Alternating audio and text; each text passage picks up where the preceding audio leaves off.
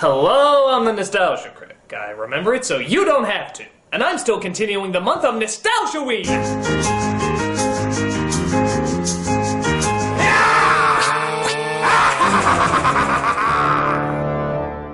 What the hell's wrong with me? So, seeing how this is the month where everything is supposed to be scary, let's take a look at scary performances. We all know the traditional monsters and how iconic they've become, but a new breed of monsters has been evolving over the years. They constantly battle between what's human and what's inhuman, and usually the more removed they are from an ethical reality, the more frightening they become. Now keep in mind, I know a good performance isn't just a good performance. A lot of things go into it, like the writing, directing, music, lighting, all that good stuff. But still, these are the characters and performances where just thinking about them can send shivers down our spines. And we're here to honor the top 11 of them here today. Why top 11?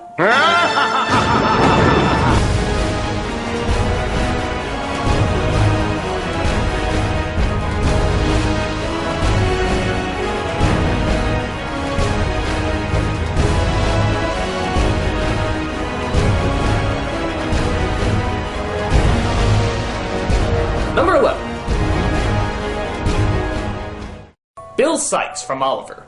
This guy is just a bastard. He does it all. Kidnaps kids, steals from the wealthy, and even beats his own girlfriend, one of the main characters in the film, to death. What a fucked up creep! She won't beat on nobody no more. And every time you look at him, you know he's ready to strike again. He doesn't care who gets in his way. If you say something wrong, your ass is going down. You hand it over, you avaricious old skeleton. Even with that thick Cockney accent, he still scares the living piss out of you. Have you ever heard the sound a chicken makes when they're a-ringing off its nest? They squawks, Fagin. They squawks. Not a very pretty sound. Hell, he can even make the act of calling his dog seem intimidating. You ain't afraid of me, are you, Bullseye? Bullseye, you come here. Come here, Bullseye! You can just tell actor Oliver Reed was throwing everything into it. And because of that, we get one hell of a creepy thug. Bill Sikes is definitely one baddie who will do anything to get his way. I'm glad. Number 10. The T-1000 from Terminator 2. I know a lot of people found Arnold to be pretty scary in the first Terminator, but let's be honest, it's still Arnold. He looks like a giant robot, talks like a giant robot, so it's pretty easy to guess that he's a giant robot, as well as easy to spot in a crowd. With Robert Patrick though, he looks like any other person, and can even act like an everyday guy, blending into the crowd with nobody suspecting him. I think he said he was going to the Galleria, right? The Galleria? But when he needs to kill, good God, nothing can stop him. He can turn into knives, he can turn into other people, he can imitate their voices, and plus, he's a cop! As if to say, even the fucking police are after you, kid. You don't have a prayer. Call to John. Call John. On top of that, he's chasing a child in this one, which seems much more vulnerable than chasing a grown woman. Granted, he's a strong kid, but he's still a kid. And this is as basic a boogeyman as you can come up with. You can't reason with him, you can't hurt him, and all he wants to do is kill you. If that's not scary as fuck, I don't know what is. Say, that's a nice break. Number 9. Annie Wilkes from Misery. The role that won Kathy Bates an Oscar, this psychotic bitch is 32 flavors of crazy. She helps save the life of her favorite author in the world and then goes crazy when she finds out he's killing off her favorite character. I don't want her dead! I want her! And you murdered her! She straps him to a bed, breaks both of his legs, and forces him to write a sequel to the book, where Misery is brought back. God, I love you. If that wasn't freaky enough, she constantly swings back and forth between sensitive and kind. You've got a lot of recovering to do. And I consider it an honor that you'll do it in my home. Straight to... You murdered my Misery! No, that! Actually, for me, the screaming and yelling parts always seem a bit over the top. It's when she was nice and pleasant that really got me on edge. But maybe that's because I know that anything could set her off. Oh, Paul. What a poet you are. Aw, well isn't she just the nicest— I'm gonna kill you, you lying cocksucker! I think this is every celebrity's worst nightmare, to be in the hands of an obsessive fan who's not mentally well. I mean, poor James Caan. Shut up! Has a lot to deal with in this movie. But hey, look at the bright side. At least you weren't cast in About Schmidt. Ooh. No doubt about it, Annie Wilkes is one nutty lady that nobody should have to wake up to.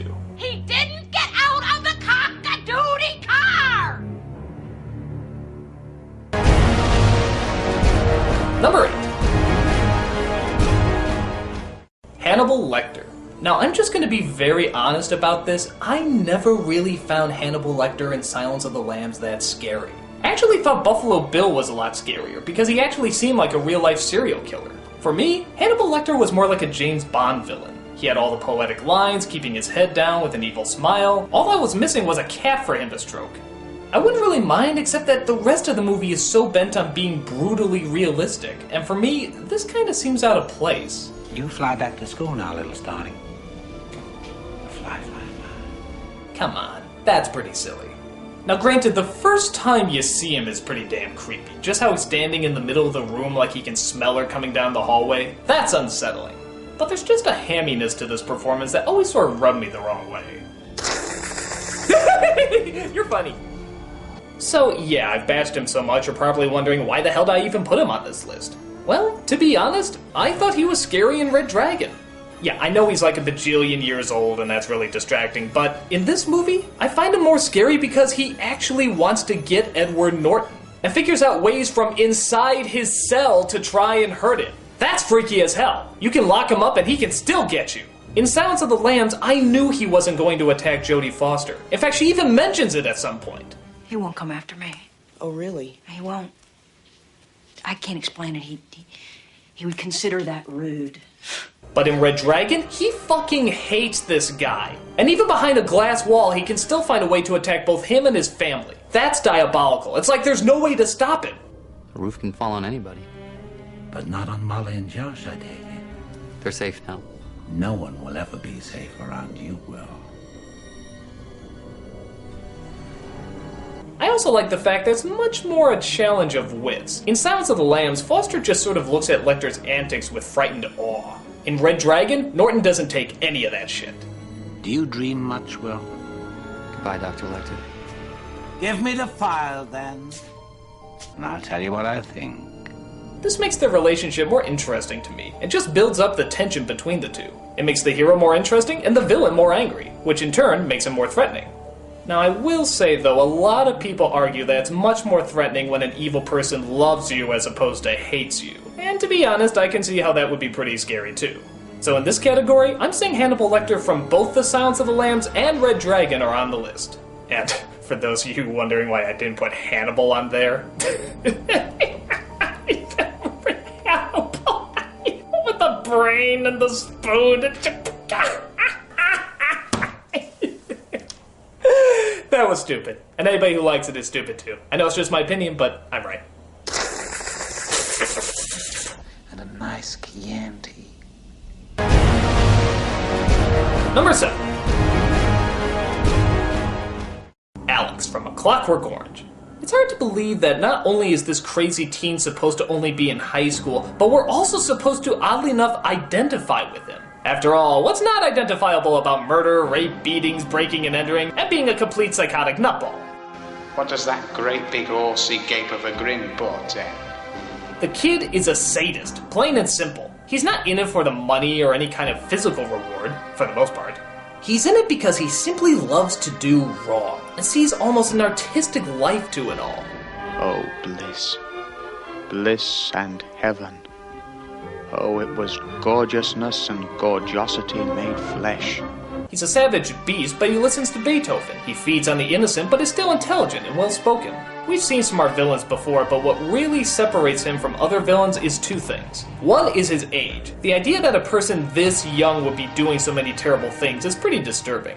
The second is just how much he enjoys it. The smile on his face is just pure delight. He is in heaven. There is no remorse in what he is doing. For him, causing people pain is like reaching nirvana. Nirvana on a roller coaster. He simply loves every minute of it, to a point where he actually hums Singing in the Rain while raping an older woman. This scene is so traumatizing that there's still people out there who can't listen to that musical. I'm singing in the rain, One of the most controversial characters in both film and literature, Alex is one of the scariest schoolchildren you'll ever come across. I've taught you much, my little droogies. Number 6. Norman Bates from Psycho. Yet another character who just sort of keeps you guessing and guessing. You can't figure out if he's a good guy, a bad guy, an innocent pawn, or an evil plotter. All you know is that he's horribly obsessed with his mother, and the less you know about that, the better. Did you go out with friends? Well, a boy's best friend is his mother. Every time you see him, you get nervous. You can't tell if he's just a poor soul or a time bomb waiting to go off. We all go a little mad sometimes. His twitching and sudden mood swings keeps the character a complete mystery until the very end. And without actually giving away the twist ending, let's just say every movie nowadays that does have a twist ending owes everything to this film. You understand? I don't hate her. I hate what she's become. If you haven't seen the movie yet, check it out and see how influential both the film and his performance was. And speaking of influences, where do you think Alex got his smile from? But she's harmless. She's as harmless as one of those stuffed birds. Oh, and if you're thinking about seeing the shot-by-shot remake, I have only one thing to say to you. Vince Vaughn as Norman Bates.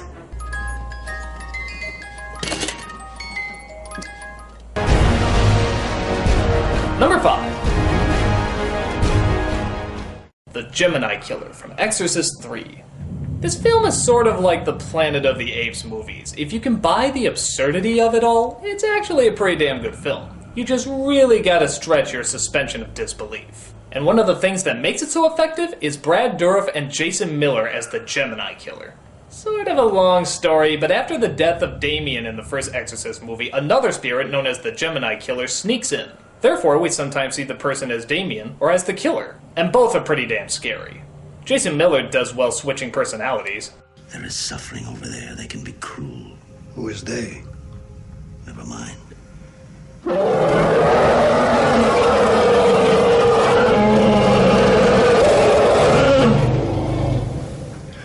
do that rather well. Don't you think? While Brad Dourif does well actually being one of the personalities. Do you dance? What do you mean?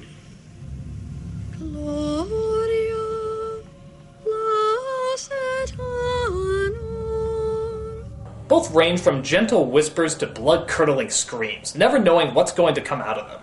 Then the tube moves through the vein under the crease of the arm as he watches while I rip and cut and mutilate the innocent, his friends, and again and again and on and on. He is inside with us. He will never get away. His pain won't end. The film was directed by the author of the original Exorcist book, and he certainly shows an understanding of both suspense and horror. Is it as good as the first film? No. Can it be far-fetched? Sometimes. But it's still a really creepy and nerve-tingling movie, with haunting visuals, creepy ideas, and of course, 2 great performances as the Gemini Killer. Come in, Father Morning. Enter, Night. This time you're going to lose. Number 4. The Joker from The Dark Knight. It's almost pointless to talk about this performance as I've talked about it so much, but I think everybody was taken back at just how terrifying Heath Ledger was as the Joker. We know nothing about his past, family, or friends. We just know that his goal is to simply spread chaos. Introduce a little anarchy. Upset the established order, and everything becomes chaos. He's like a demon that can't be destroyed, but the most disturbing part is, he makes it sound like he shouldn't be destroyed, like he's part of the grand plan. He makes it sound like it's the natural order, that he's humanity fully realized. When the chips are down, these civilized people, they'll eat each other. See, I'm not a monster.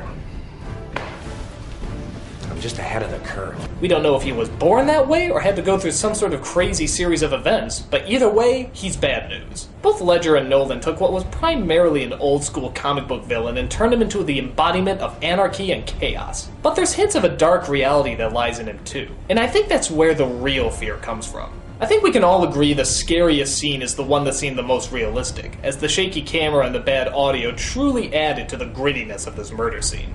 Look at me!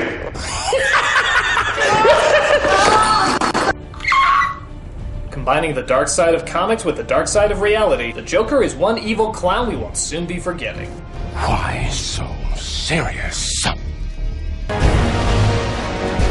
Number 3.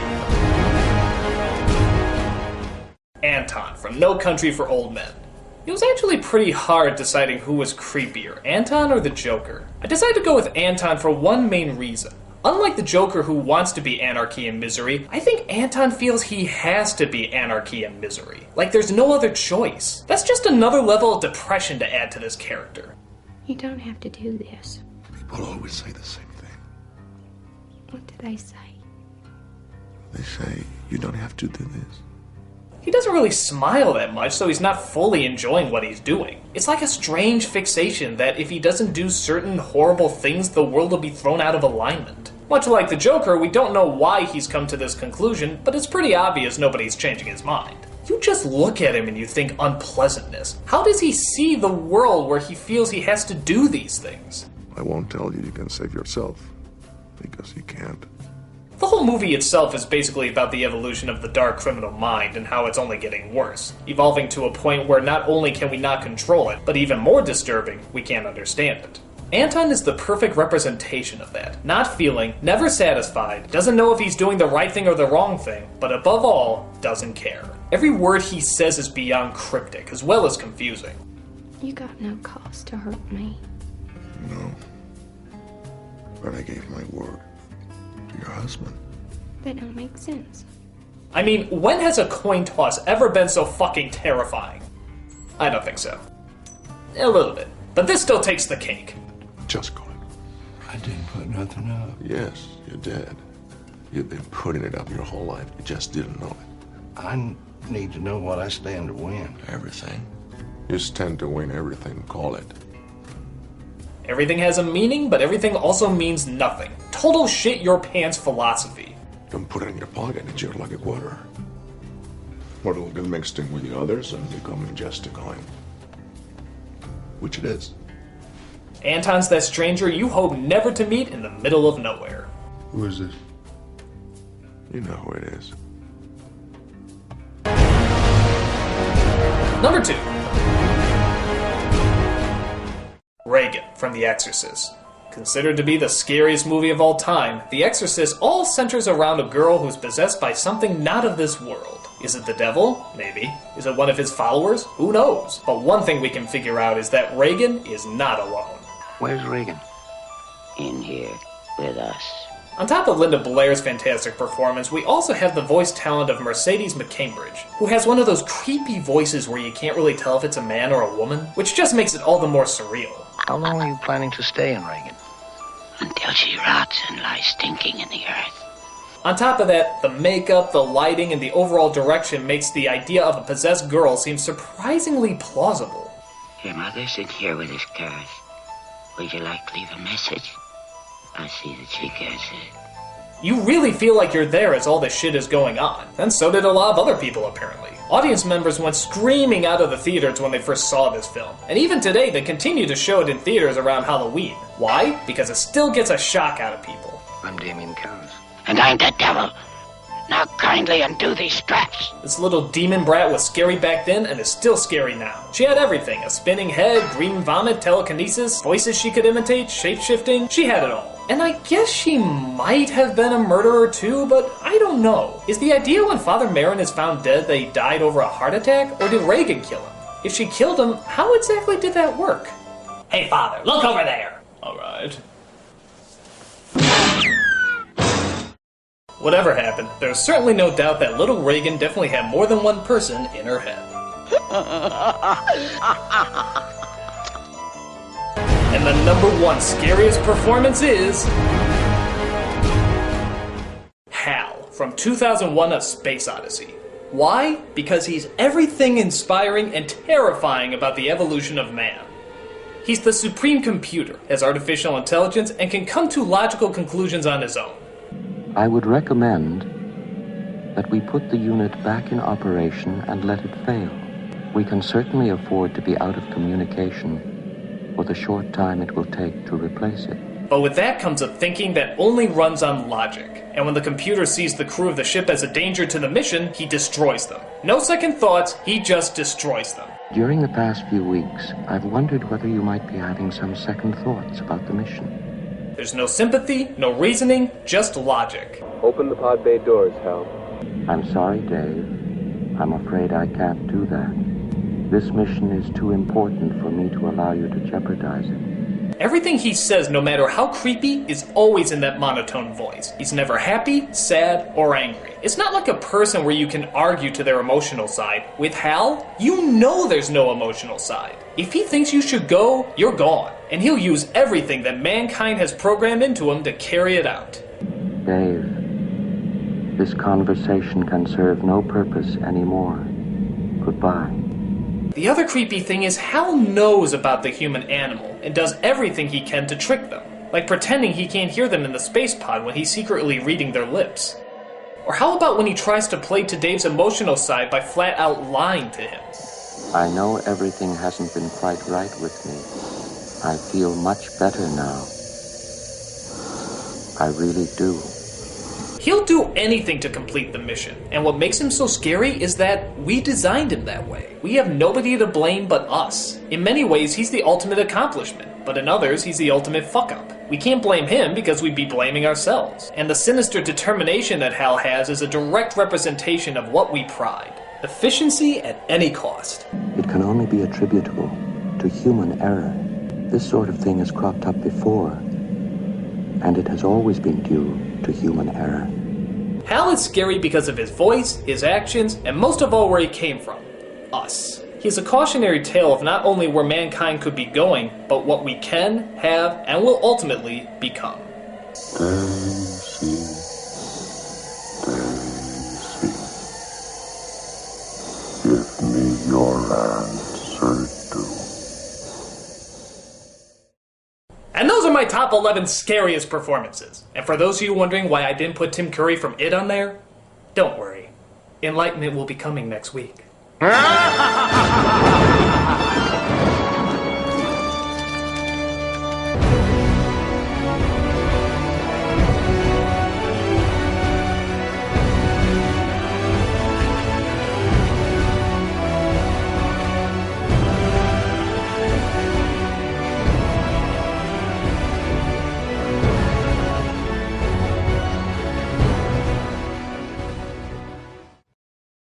Daisy.